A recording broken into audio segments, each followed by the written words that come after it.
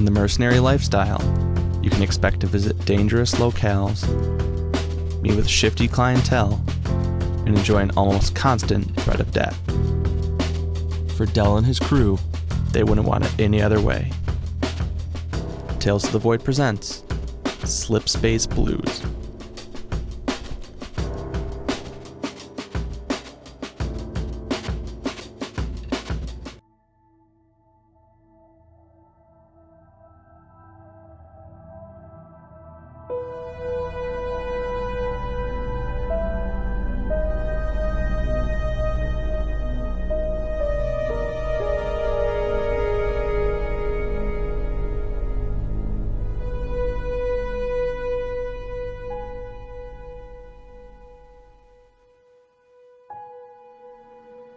Del! Would you get up already? The voice grated on Del's ears. He'd done well to ignore it this long, but the problem wouldn't solve itself. Mouse, I will throw you off the ship, Del threatened sleepily from his bed. You wouldn't throw me off. You like me too much. Besides, I'm not on the ship, Mouse responded smugly from the large wall screen. Just because you're at home, Del said as his one robotic hand clumsily grasped at the dresser next to his bed, doesn't mean I can't shoot the screen quiet. Not again! The video feed clicked off and gave Del the silence he craved. A smile crept across his face as he slowly drifted back to sleep, until an endless loop of Hertronic metal filled his room. Del's hands shot up to cover his ears as he kicked the sheets off himself. I'm up! I'm up! The music played for a few more seconds before shutting off. Del stood up in nothing but a pair of brightly colored boxers and glared at the image of his young tech operator. Mouse's face filled most of the screen, but Del could still see the tips of his high-collared shirt peeking out. The kid was always trying to start the next big fashion statement. More often than not, he ended up failing, but his poor outfit choices usually brought Del a few laughs. Today was not one of those days. What have you got? He asked, still glaring at Mouse's enlarged face. I saw a job cross the boards a few hours ago and snagged it for us. Del's metallic hand came up to massage his forehead. Mouse, you've got to stop taking jobs without my consent. If I have to put up with another Obdarian 4, I'll have a mutiny on my hands. Don't worry, you'll like this one. Probably, he added hopefully. That's what you said about Obdarian 4. It'll be different, Mouse responded enthusiastically. I swear. I picked up the bounty on Glinjek Ka. Mouse waited for a reaction, but Del just waved his hand for Mouse to continue. Any recognition of the famous criminal absent from his bored expression. Right. I've sent the data to your handheld. I figured you'd want to go over it before letting the rest of the crew know. Forget that. Just send it to him now. Mouse hesitated. I really think you should go over it. They're going to find out soon enough. Might as well get it over with now. Del rummaged around his room, looking for a pair of pants that were at least mildly clean. Mouse sighed and deftly struck the keys at his desk. Okay, it's sent. Don't say I didn't warn you. What's that? But Mouse was gone when Del looked up. Little shit, he said to himself as he gave a pair of pants the sniff test. Since he didn't immediately pull away in disgust, he considered them clean enough and slipped them on. A plain t-shirt and a worn set of boots completed the day's outfit. He stepped out into the hallway and directly into a screen displaying the mugshot of Glinjek Ka. Ah! He yelped in surprise as his body reflexively leapt backwards. What the hell? Zainab lowered the tablet down to her side. The colorful camise and dupatta she wore greatly contrasted with the angry glare she gave him, a sight he saw much more often than he thought was necessary from a subordinate. You going to explain this? She demanded coldly. That's a job, Del said, countering her attitude with a bit of his own. You see, Zainab, we have to work to earn money. And then with that money, I don't need an explanation about how a job works, Delmar. What I need is an explanation for why you thought it was a good idea to pick this job specifically. She stormed into his room, backing him up against the wall with her temper. One job's the same as the next, Del said, trying to maneuver himself around her. What's your problem with this one? The problem, she said, blocking Dell's escape, is who the contract's on. She shoved the tablet into Dell's chest forcefully and waited. Dell resisted the urge to shout her down and scrolled through the tablet. Mouse had a talent for organizing, so much so that Dell only needed a quick glance to realize why Zainab was so angry. I'm gonna kick Mouse's ass. What does Mouse have to do with this? Isn't it the captain's responsibility to select the jobs? Dell didn't like what Zainab was insinuating, but before he could unload his frustration on her, the sound of boots stomping through the hallway drew their attention. Rael's large reptilian form filled the doorway as he entered the room. The half-grin on his scaled face told Dell all he needed to know. I'm glad you finally picked something fun to do, Dell, he said cheerily. I'm sick of all the delivery jobs we've been on. I'm here to hit things, not move them. Don't sell yourself short, Rael. You're our #1 box lifter. We couldn't do those jobs without you, Dell joked. The pair had been friends for years, starting when Dell joined Rael's squad in the Solar Guards. I'm just telling you now, if I have to spend one more day in the hold moving stuff around, I'll open up the bay doors while in orbit, just to shake things up. Rael's tail stiffened and his body shuddered, like a chill had crept up his spine, a sure sign that his symbiotic partner Barnick had taken over the body. We didn't come here to chit-chat, Delmar, Barnick said haughtily. The job you've taken on is absolutely unacceptable. This character you expect us to chase after is not only the most dangerous villain we've seen, but he is steeped in a planetary political quagmire so convoluted I don't even want to attempt to describe it. To put it simply, this job is suicide for us, both as an organization and as living beings. Thank you, Barnick, Zainab said, not bothering to look away from Dell. I'm glad you're around here to help me as a voice of reason. It is my pleasure, Zainab. Barnick bowed slightly towards her, which would have been more noticeable if he hadn't already been ducking his head to fit into Dell's room. I'm so glad both of you are on the same page, Dell said, not bothering to hide his annoyance. But how about we call the rest of the ship over to the bridge, so don't worry about it, Captain, a bubbly voice shouted from behind Rael. I already grabbed Swift. Rael awkwardly stepped around the others to make room for the two new arrivals. He took a seat on Dell's bed, which responded with an audible crack. Rael shrugged his shoulders at Dell as a way of apology. It didn't seem particularly heartfelt to Dell. Have you read the summary, Eve? Zainab asked as she moved to fit the new arrivals. The room was tight before. With the addition of the other two, it felt like the walls were rapidly closing in. Everyone did what they could to open up some space, but the constant movement just added to the problem, and forced Dell into the center of his crew. Oh yeah, I went over it on the way down with Swift. Is it true this guy's wanted by both Nasant and Zolan Shore? Absolutely correct, dear, Barnick answered. Eve whistled out in appreciation, unintentionally exhaling into Dell's face. He must feel pretty honored. His bounty is probably the only thing those two planets have agreed on in 20 years. Yeah, Rael rumbled out. Makes you wonder what the guy is capable of. Can't wait to find out for myself. His tail flicked around excitedly, grazing Dell's back and pushing him into Swift.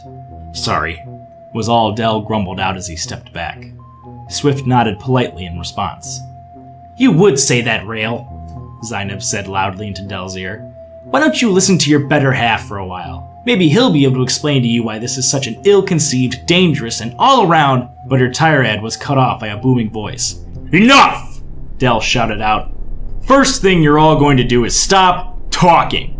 If I hear one more word out of anyone, I'll blast you onto the first asteroid we see with nothing but the air in your lungs. He looked around the room, silently daring anyone to test him. But no one spoke. With some silence to think, Dell felt his initial anger begin to recede. Next, I want you all out of my room and on the bridge. I'll be there in 10 to answer any complaints, he directed toward Zainab specifically, you have about our current job. Zainab opened her mouth to say something, but Dell cut her off with a finger. And not a moment sooner. Now get out! Dell's crew rapidly exited the room, leaving only Rael behind. He looked at Dell and lifted the ridge above his eyes slightly. Much was conveyed to Dell in that small gesture, and he responded with his own. A thumbs up and a sly grin. Rael gave him a quick nod, content that his friend's outburst was more for show than anything. The door closed as he left, and left Dell to enjoy the silence of his vacated room. He slipped into bed to catch a few minutes of sleep before he reconvened with his crew.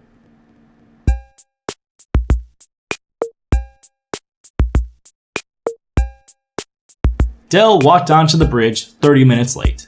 His relaxed smile was met by Zainab's glare, but hers was the only one. "Shoot!" Eve cried out loudly, placing a pair of coins into Swift's outstretched hand. Rail mimicked the motion with a larger stack. "Dang, Swift! You nailed it!" He gave both his patrons a nod before silently stuffing the coins into his bag. "What was that about?" Del asked while taking his seat next to Eve at the center console. Though he was the captain, Del preferred working from the radar and comms. He believed it made it easier for him if he didn't have to bother flying the ship and plan everything out at the same time. "We were betting on when you'd get up," Eve said with a bit of light-hearted annoyance in her voice. "I was sure you would have gotten here earlier." "I didn't think you'd get up for another hour," Rail said without any prompting. Del turned to face Rail and fixed him with a disapproving look.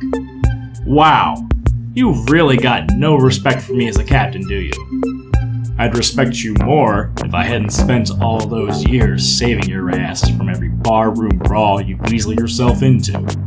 Del felt the need to defend his pride as captain, but Rail's insult did hold a grain of truth. Several of them if Del wanted to be honest with himself, which he didn't.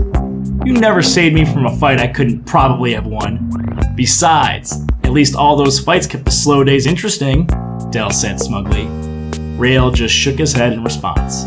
"Ignoring all of that," Del continued, "you two bet against a man that is not only telepathic, but is capable of clairvoyance. How does that seem like a good idea?" "You can't be right every time," Rail said dismissively. Before Del could argue the ignorance of that particular point, Zainab butted in. "If you're all done wasting time, I believe we have a mission to discuss." Zainab's attitude clearly hadn't improved since their earlier discussion. Like most days, Del ignored the unhappy young woman's insult and charged onward. "Right we do, Zainab. Thanks for getting us back on track," he said, hoping to placate her. The growl that followed proved its ineffectiveness. He turned back to his computer, mouthing a silent wow to himself as his hands moved rapidly over the keys in front of him. A 3D image of their target, along with a scrolling window of all the information they had on him, popped up in the center of the room from the cabin's hollow projector. The image spun around slowly, giving a full 360 view of their target. He was a pale-skinned alien with a thin crop of graying hair on top of his large ovular head. Almost a dozen pointed teeth stuck out of his mouth at various angles. His arms and legs were exceptionally thin, covered in a set of lean muscle. Dressed in an oversized prison shirt with matching pants, he seemed more an unfortunate junkie than the infamous saboteur/terrorist that he was. Del left his chair and stood beside the projection as it continued its slow spin. "Glinjek Ka is a global terrorist," Del said, beginning his explanation of the job, "that hires himself out to whatever organization can afford him. His most recent escapades took him to Nasant and Zolan Shore, where he ended up working both sides. They've kept their feud contained within their system almost 4 generations," Eve blurted out. "Why bother hiring an extraplanetary now?" "I bet it was for tips on new ways to kill each other. Wanted to mix things up a little," Rail answered. "I doubt that's the real reason," Zainab said quickly. Rail raised the ridge over his eye at her in response. While that look held many different meanings and interpretations, this time it conveyed something along the lines of, "You'd be surprised what people will do to hurt one another. The real reason they employed him," she continued, ignoring Rail, "is because he's not a local. Glinjek made himself a reputation working for the Kleptian Alliance as an urban saboteur before going rogue. Rumors were he was capable of throwing a city's population into a panic practically overnight. I expect his employers tasked him with using his skills to sabotage their enemy in ways that they would never be prepared for. I still can't believe we're allowed to do that kind of stuff," Eve said, mystified. "We're not allowed to do anything like that," Del explained. "Class 3 outfits are allowed to hire out for war duty. We're only Class 1. As the most recent addition to the crew, Eve often found herself grasping to learn all the rules that followed her new mercenary position. "Oh, right," she said, feeling foolish. "Don't worry about it," Del said without a second thought. "So our man here gets hired by one planet, then decides that maybe the other side could use his services as well. He ends up playing the two against each other for a little while, and makes out with double the cash to basically just chase his own tail. Eventually the two figure out what's going on and he has to flee, but not before getting a substantial bounty placed on his head. And that's where we come in, Eve finished. Del gave her a thumbs up. Where we come in to get killed, you mean? Zainab said aloud. We're going into this half-cocked, as usual, while Glinjet could be anywhere in the galaxy. He's probably either hiding on some backwater planet in the sticks, or holed up in a specially prepared base filled from one end to the other with traps. She leaned forward in her chair and steepled her hands together. You don't last long as a freelancer like him, without a strong sense of paranoia and skill. Zainab's words hung in the air as the others reflected on what she said. All except Del, who scrolled through his personal tablet. Says here he's shacked up on Moray Hote Station. Been there about a week and a half, by the looks of it. Probably going to try and smuggle himself on the Penningham freighter, scheduled to leave in 3 days. He looked up to see a group of faces ranging from mild amusement to outright shock. Maybe sleeping wasn't the only reason I was late this morning, he said with a lopsided grin. Zainab stood up and launched into Del with a deluge of questions. Who told you where he is? Can you even trust that information? How much is this costing us? And many more that Del didn't catch. He threw his hands up in surrender. Calm down, he shouted over her. Sweet Lord, girl, relax. Do you have to scrutinize every little thing I do? She stepped back toward her seat, but remained standing. I'm afraid if I don't, you'll end up killing us all. Again with the lack of confidence in my captaining skills, he practically whined. You're just gonna have to trust that my source is good.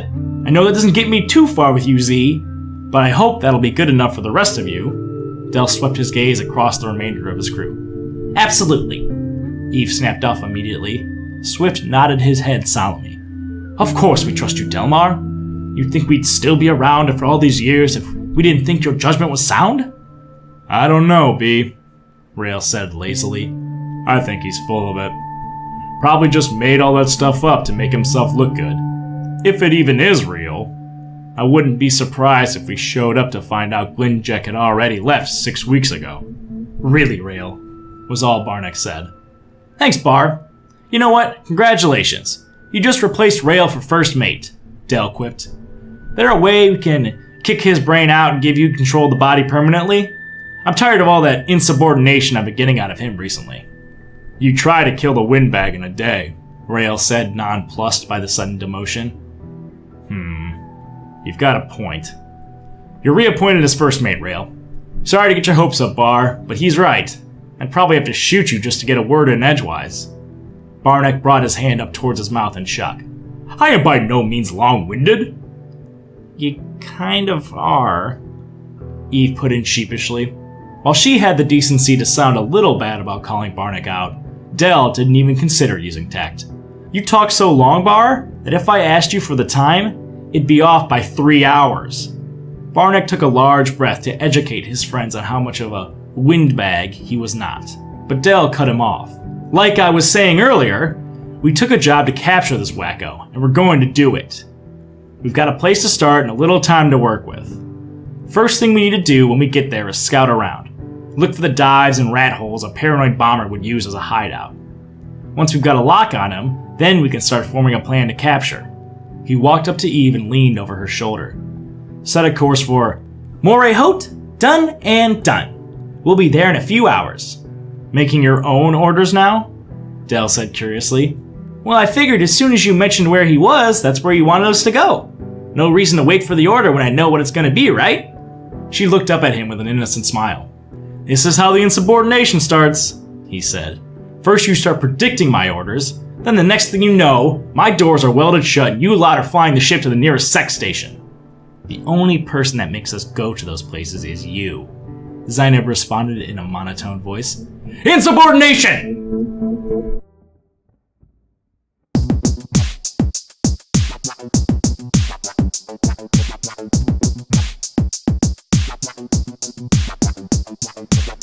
Getting into Moray Hote was simple enough for the Glory Hound and her crew, especially with Zainab around.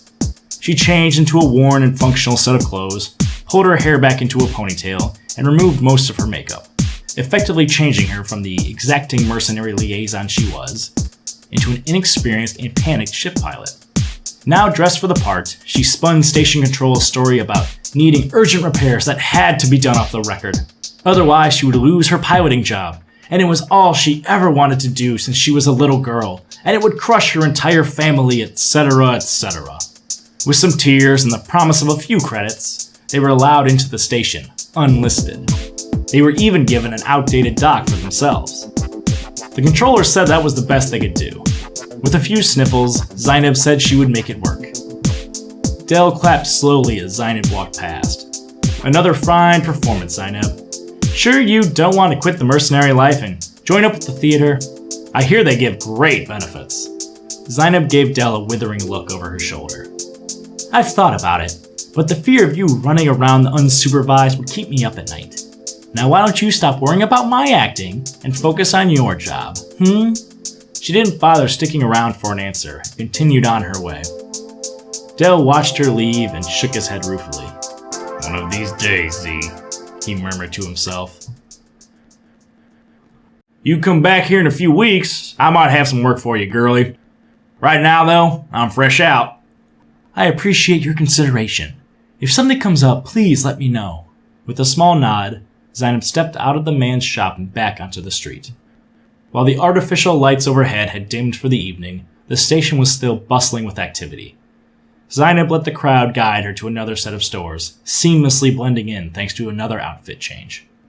Did this one have anything we could use? Zainab thought to her companion. Nothing. Swift thought back, through the telepathic link he had created with her. He was more focused on you than Glinjack. Of course he was. Most men's minds get stuck between their legs whenever a woman bothers to interact with them. A small grin appeared on Swift's face. That seems like an unfair generality. Fine, she relented. You've never treated me as anything less than an equal.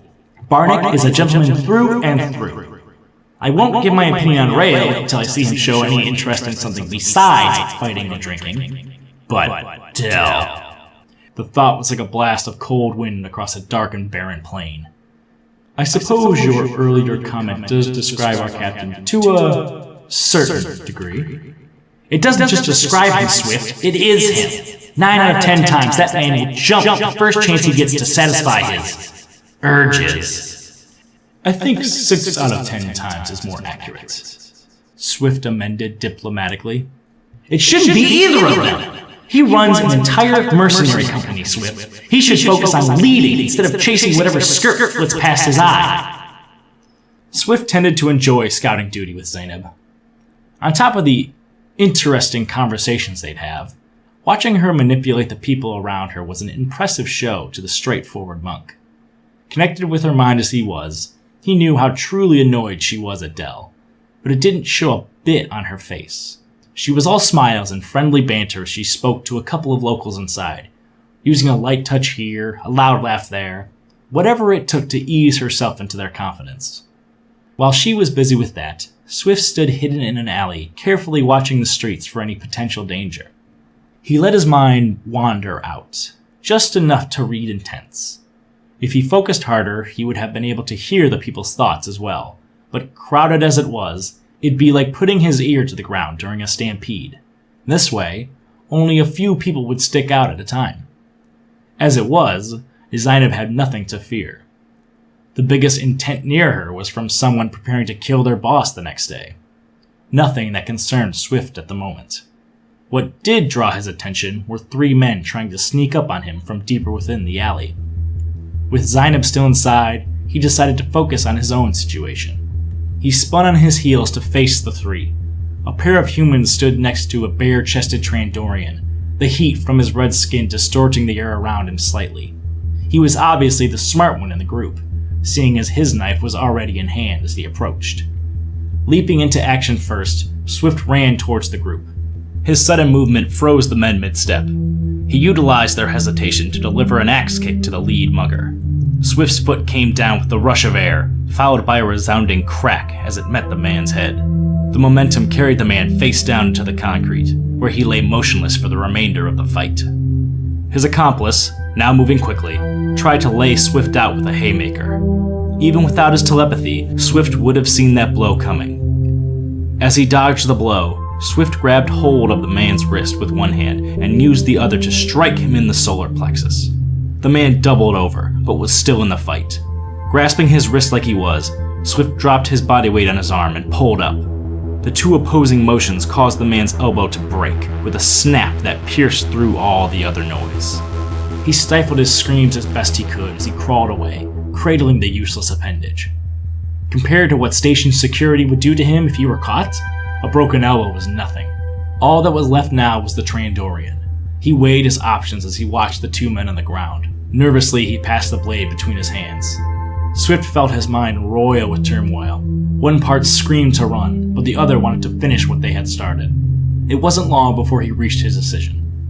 With a final glare, the Trandorian made his move. He came at Swift carefully, swinging the blade with his long arms to keep him at bay. As big as he was, Swift wasn't worried. Standing at just 5'3", Swift was used to being the underdog. The Trandorian was desperate to finish the fight quickly, and swung at Swift again and again. Swift, on the other hand, knew that patience was his ally, and continued his careful dodging, making sure not to get cornered. His patience paid off when the Trandorian slipped on a small puddle of blood. He threw his arms out to maintain his balance, a fatal mistake. Swift jumped at the opportunity, literally, and landed an open palm strike into his face. The move resulted in a loud grunt and a torrent of blood from the Trandorian's nose. It was so bad he dropped the knife to try and stifle it. For his trouble, Swift kicked his knee out, dropping him low enough to land a series of brutal punches to the side of his face and neck. The last sound that came from the Trandorian was his body crashing loudly into a pile of garbage. Swift stood over the bodies, breathing slowly in, then out, giving his heart time to stop beating so rapidly. "Swift, we have a problem!" he heard shouted into his mind. Not wasting time to relax, Swift turned to rush out of the alley. "Are you under attack as well?" Zainab appeared in front of him suddenly, forcing him to slide to a stop. "Wait, what attack?" she said aloud. He nodded his head backwards. Looking over the shorter man's shoulder, she surveyed the group of groaning bodies. "Ah, that's what you mean." She pulled her attention away from them and looked at Swift. "No, the problem is I saw Generic and his men on the street. It looks like they're looking for Glinjek as well, just not as friendly as we are." Swift pulled Zainab into the alley and eyed the street. He didn't see the men in question, but he didn't doubt her. Del will not be happy, he thought. As Zainab explained the situation, Del's mind recoiled as their simple job turned into a full-blown mess. All the plans he, Rail, and Barnick had been forming were now rendered moot. "Glory, check the station's ship register. I want to know where Generic's ship is and when it got here. Then get Mouse on the line." The ship's computer complied and began to contact Mouse. "Hey Del, how's the hunt going?" Mouse asked through the ship's speakers. "Not great," he responded angrily. "You reserved this job when it came up, didn't you?" "Yeah, of course I did," he said with some indignation. "I even paid Colm a little extra to make sure no one got wind of it." "Well, you better get that little extra back. Check the listing now." A few keystrokes later, and Mouse realized what Del was talking about. "Ah, shoot. I think I see the problem now." "I'm glad we're on the same page," Del spat. "It doesn't make sense, though. Colm wouldn't just screw us like that." "I bet it wasn't voluntary. Generic probably had some of his guys put the screw to him. For the amount of credits this job is pulling in, I doubt he'd bother to let a few rules stop him from trying to get his own slice of the pie," Rail explained. "Threaten all he wants. Generic can't do anything to Colm," Zainab said matter-of-factly. "The man is too useful to too many mercenaries. If anything happened to stop him from doing his job, half the station would be after Generic and his whole crew." "What do you want me to do?" Mouse put in after a moment of silence. "Like I said, get our money back. I'm not paying for a job he can't do, especially if that means I've got to deal with Generic now." "Will do. And tell him if he does something like this again, I'll blast that vintage Terran motorcycle he's so fond of into 1,000 pieces," Del added. A click followed shortly after as Mouse went to work. "How are we going to deal with this?" Zainab asked. "We're going to need to change our initial plans. It won't be possible for us to search for Glinjek covertly with Generic's crew out there. Forget that they'll recognize us on sight, but they won't bother with subtlety. They'll shake down every person they find, break down any door in their way, and just act as the ruffians we all know them as. Glinjek will dig in deep until the last minute. Just you watch, Barnack said, vocalizing Del's own thought process. So that means we'll have to try and catch him when he's on the way to the freighter. Any chance you've had a premonition about that, Swift? Zainab turned to him hopefully, but he shook his head. Damn. Then we'll figure out which route he'll take into the dock. There can't be that many ways then, Rael pointed out. There aren't, Eve said. She tapped her controls and the holo projector pulled up the station's blueprints for everyone to see. I've been studying the station's schematics, trying to figure out where Glinjek might be hiding, and found these. 3 different entrances to the docks lit up on the map. Each one of these is protected in one way or another from the public, which means we should be there waiting for him, Zainab stated, eyeing one entrance in particular. I think he'll take this one. It's in an abandoned neighborhood with plenty of spaces to hide out in. On top of that, he won't have to worry about anyone stumbling into him while he tries to get into the dock. Couldn't have said it better myself, Zainab. You and Swift find somewhere to post up. I don't have to tell you you're just spotting here, right, Zainab? His question was met with an annoyed glare, but she didn't fight him on the arrangement, which was as close to a yes as he was going to get. Rael and Barnack, you'll take Eve with you to this one. He pointed to one entrance that was out of a particularly bad neighborhood, the kind you didn't enter unless fully armed. Be careful with her, you two. She's got even less combat experience than Zainab does. I'm not a helpless little girl, you know, Eve said, defending herself. Maybe so, but you're also not a trained soldier. She'll be fine, Rael rumbled out. Del wanted to emphasize the point more, but the look Rael gave him showed that he meant what he said. You're taking the last entrance alone, Swift stated. Looks like I'm gonna have to, unless there's another crew member on this ship I don't know about. He paused to let the aforementioned mystery crewmate introduce themselves, but no one stepped out of the shadows. With a sigh, he continued. And I guess I'm doing this one solo. It'll be fine though. There's plenty of high ground for me to hold, and with rifle in hand, Glinjek won't be much trouble. Besides, this one is right off a major thoroughfare that sees hundreds of people a day. I'll do my due diligence, but I'll mostly be waiting to assist whoever spots him. Del clapped his hands together. Let's get moving, people. I want us all in position by the end of the day.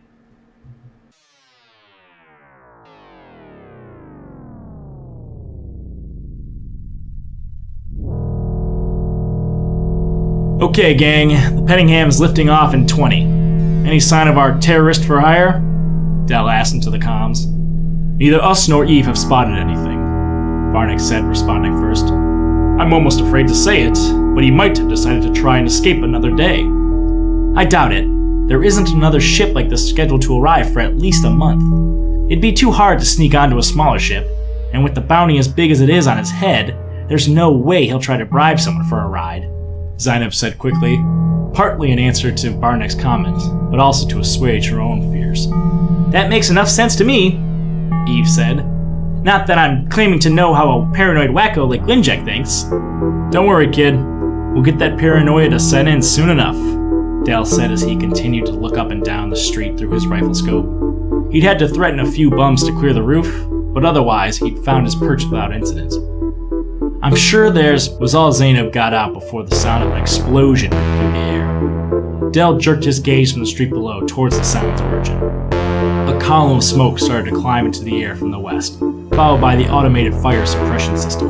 Where'd that happen? Del asked as he continued to watch the aftermath of the explosion. The ventilation was already beginning to draw the smoke out. It seems the blast originated in the southwestern district.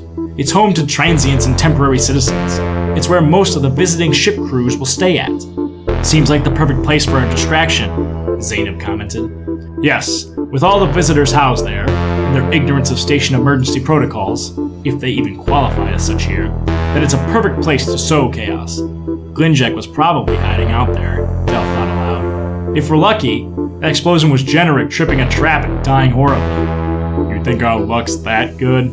Rael stated more than asked. Of course not, Del said as he peeled his eyes away from the excitement and back to the street. Almost everyone was busy looking towards the explosion and talking amongst themselves. A few carried on their way, but one in particular drew Del's eye. The person in question was hidden under a baggy set of clothes, the hood drawn over their head, blocking Del's view. The way they pushed forward, not even glancing at the people around them, made Del suspicious. "I've got eyes on something here." "Us too," Eve said. "Someone just plowed through a group of gawkers. Rail and Barnack are already heading over to get a closer look. Swift got wind of something and took off." Zainab huffed into the comm, clearly in the middle of running. "I'm trying to keep up, but they're moving too fast." "Do what you can, Zainab, but hang back." Del continued to watch the bundled shape move. With the others already after their own targets, Del couldn't help but feel like this was another distraction. Something to make them zig when they should have zagged. Just as he was about to shift his gaze away, the shape stumbled. Their arms flew forward to catch themselves while the hood fell backwards. Del's sights filled with the balding head and pale skin of Glinjek Ka. Del wasted no time and leapt off the roof. The rope attached to his waist went taut as the rappelling gear activated. His free fall became a controlled descent halfway to the ground. By then, Glinjek had donned his hood and continued heading for the dock entrance. Since the reward on Glinjek was larger alive than dead, Del's rifle was loaded with non-lethal rounds. At close range they could kill, but from where Del was shooting from, the worst Glinjek would have to deal with was a broken bone. Del's heartbeat filled his ears as he took aim. His breathing steadied, and his arms held on tight as he prepared his shot. A shot to the back would knock him to the ground long enough for Del to get closer and restrain him. From there, it would be easy to sneak him onto the Hound. Unfortunately for Del, nothing goes as planned. A second before he pulled the trigger, the belay caught a snag in the rope. The sudden jerk turned what would have been a direct hit into a grazing shot against his shoulder.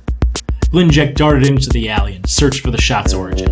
He spotted Del, belaying down the side of the building, rifle still in hand, cursing the miss. Glinjek's lips curled back, showing off his sharpened teeth in a vicious hiss, before eschewing subtlety and rushing towards his salvation.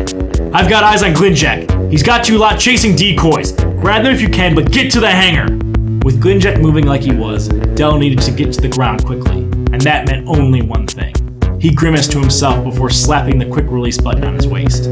The fall took longer than expected, and fear briefly gripped at him, but his body knew what to do. Knees bent and toes down, Del landed safely on his feet, but safety did not equate to painlessness. A shockwave of pain ran from the soles of his feet up into his back, causing him to grit his teeth as his vision blackened from the pain. Unwilling to spend the time checking for any lasting damage, Del holstered his rifle and broke out in a sprint. Several people stood in Del's way as he ran. He did his best to clear them out politely. "Get out of the way or get shot!" A pair of men were shoved to the ground and a woman screamed shrilly, but otherwise the people gave him a wide berth. As more people cleared out, Del got a better look at Glinjek. He'd thrown off the baggy hoodie to reveal his pale torso and a bandolier with several fist-sized objects that bounced against his thin chest. Del pumped his legs and arms faster, doing what he could to gain ground. Luckily for him, life as a paranoid terrorist didn't do much for Glinjek's stamina, and the distance between them was shrinking rapidly. At about 10 meters, Glinjek made his move. He yanked one of the objects off his belt and tossed it behind his back. Not willing to let it land, Del pulled his pistol from his holster and fired. This time, the shot was perfect, and punched through the object midway between them. What followed was an explosion that bathed the street in fire. The people that weren't smart enough to have cleared the area screamed in a mixture of fear and pain as the flames consumed whatever they could. Del slid to a stop, trying to cover his face from the wall of flames in front of him. Glinjek took a moment to survey the destruction with an ugly sneer before reaching the door and slipping into the dock. "Careful with the decoys!" Del shouted into his mic, trying to find a way around the fire. "They probably got explosives on them." "They didn't have explosives, they were the explosives!" Eve yelled back. "When Rail had our guy cornered, he threw himself at Rail to blow them both up! Rail was able to toss him away, but he still took out part of a building! I haven't been able to get a hold of Rail since!" The panic in her voice was rapidly descending into hysteria. Del didn't have time to calm his pilot down. "Pull it together, Eve! Rail and Barnack can handle themselves. Zainab, what have you got?" "Same story here," Zainab said, though her voice was far more controlled than Eve's. "The only difference is that Swift was able to disarm him before anything happened. We've questioned him, and it sounds like Glinjek took his family hostage, which explains why he was willing to die for that scum. We'll try and make our way back to the hangar, but it looks like the station's security is rounding everyone up. Get away from them and round up Eve. I'll handle Glinjek." Before he could hear his crew's response, the station's fire suppression system activated above him. First came the alarm, followed by what felt like a small lake's worth of water being dropped on both him and the fire. The crush of water shoved him down to one knee, smashing it painfully against the ground. A grunt tried to escape his lips, but the water choked it off. The artificial deluge continued for several more moments before finally letting up. With no more fire in his way, and soaking wet, he got back to his feet and limped through the pain.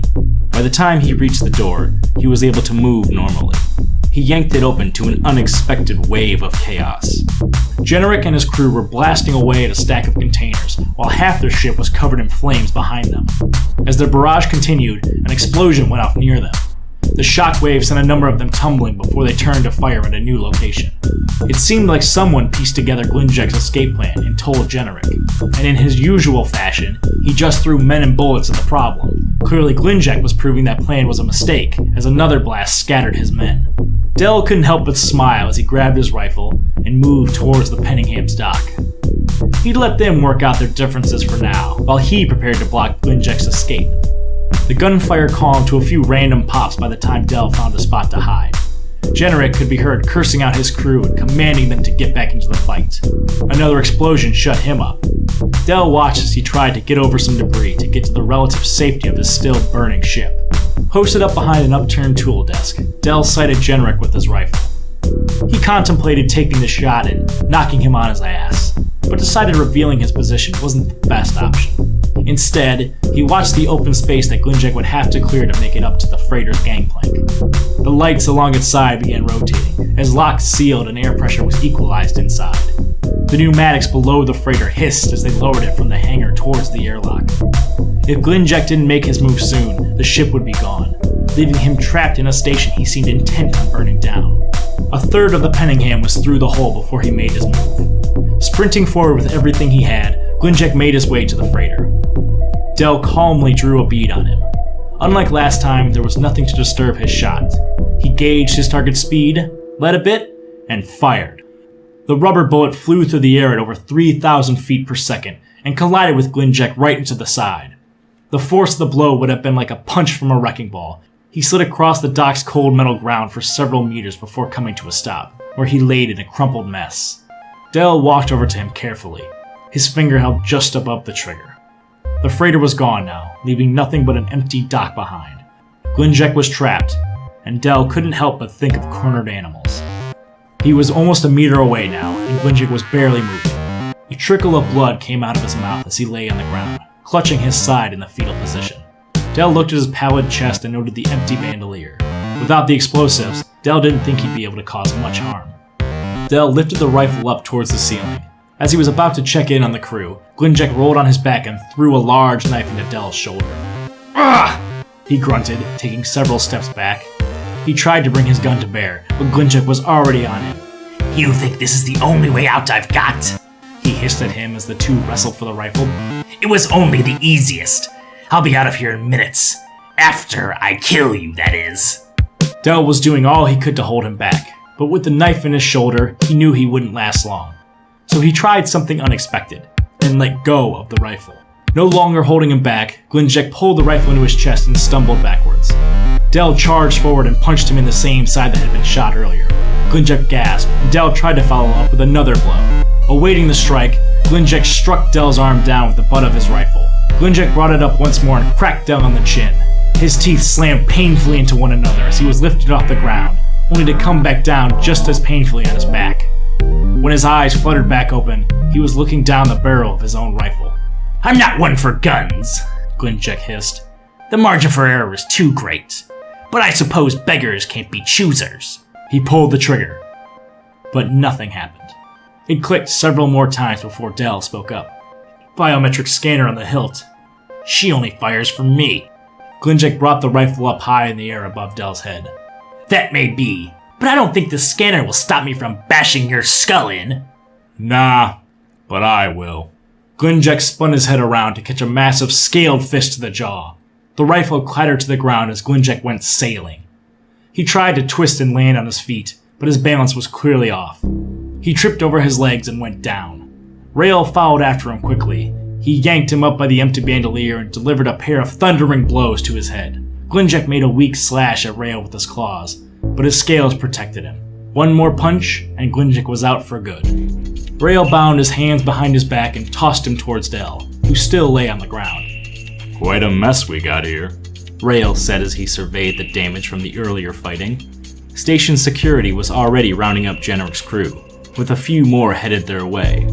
Think we can pull double duty on this one? You know, give the station Glinjack, then just take a little souvenir for the planets? I'd be happy, Del said with a grunt of effort trying to stand, if we just didn't get blamed for this. Guess we'll find out, won't we?